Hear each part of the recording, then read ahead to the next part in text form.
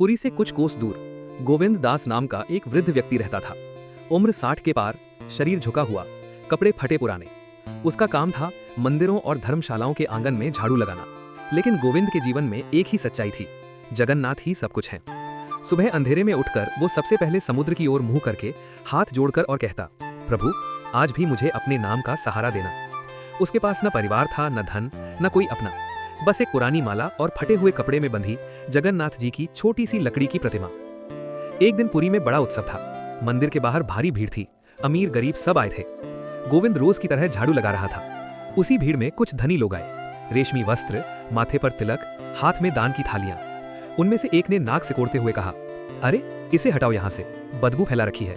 दूसरा बोला, भगवान के दरबार में ऐसे लोगों को क्यों आने देते हैं। गोविंद चुप रहा, न आंख उठाई न जवाब दिया, बस मन ही मन बोला, प्रभु अगर मैं गंदा हूं तो मेरी झाड़ू से तुम्हारा आंगन तो साफ होता है। उस दिन गोविंद को कुछ भी खाने को नहीं मिला। शाम तक शरीर कांपने लगा। फिर भी वो मंदिर के पिछले आंगन में झाड़ू लगाता रहा। रात को जब सब चले गए, वो मंदिर की सीढ़ियों पर बैठ गया। जेब में कुछ नहीं था।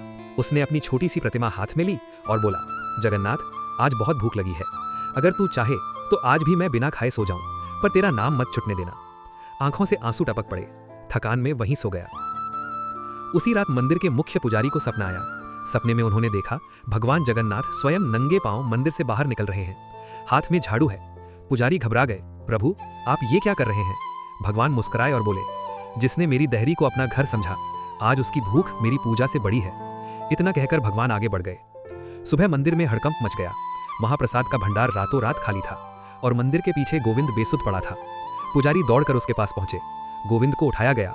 उसके पास वही छोटी प्रतिमा थी, लेकिन अब उस पर ताजा महाप्रसाद की सुगंध थी। गोविंद की आंख खुली। उसने डरते डरते कहा, महाराज अगर कोई गलती हुई हो तो मुझे दंड दे दीजिए। पुजारी की आंखों से आंसू बहने लगे। उन्होंने गोविंद के चरण पकड़ लिए। पूरे पुरी में बात फैल गई। लोग वही थे जो कल उसे धक्का दे रहे थे, आज चरणों में सिर झुका रहे थे। पुजारी ने सबके सामने कहा, आज हमें समझ आया, भगवान को सोने की थाली नहीं, भूखे दिल की सच्चाई चाहिए। गोविंद कांपते हाथों से बोला, मैं तो बस झाड़ू लगाता हूं। तभी पुजारी ने कहा, नहीं गोविंदास, तू भगवान के आंगन का सेवक नहीं, भगवान के हृदय का रक्षक है। उस दिन के बाद गोविंद ने झाड़ू नहीं छोड़ी।